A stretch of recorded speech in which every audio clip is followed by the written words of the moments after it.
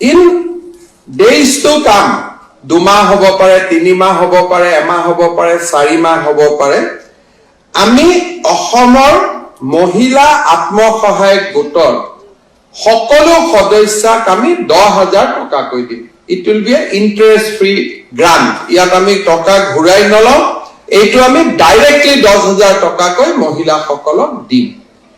Next যেটো মোৰ মনত ইচ্ছা আছে সেইটো হ'ল মহিলাসকলক আমি 15,000 টকা লোন দিম আৰু আকৌ 10,000 টকা আমি সাবসিডি দিম।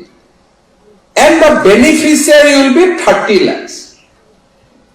আমি যদি এই মহিলাখিনিক যেহেতু first seed money will go from government, first 10,000 seed money will be given by government, second 15,000 will be loan, again 10,000 will be subsidy, and if that 15,000 loan can be given in 7%, out of that again 3.5% we will reimburse.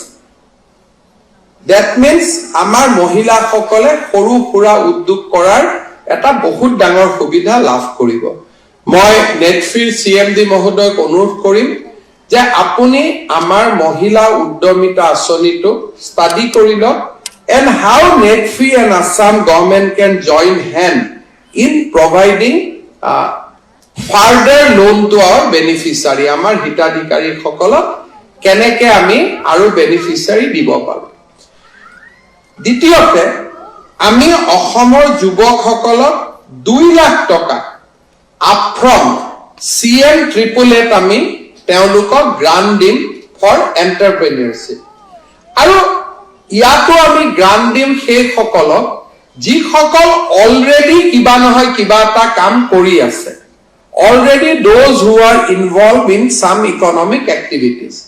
যদি 2 লাখ টকা চৰকাৰৰ পৰা loan লয় আৰু 2 লাখ টকাৰ ওপৰত তেওঁলোকক যি লোন লাগে, if Netfree comes in and help them, I think আমি বহুতখিনি একেলগে লগ লাগি কাম কৰিব পাৰিম। Central government gives you interest free loan, Assam government can also give you interest free loan, so we can work together on a solid scheme which will have a partnership from both central and state government. And central government যেটো 70 কোটি টকা দি আছে, I can request government of India to increase it little bit more also, so that Netfree's financial bargain can increase over the period.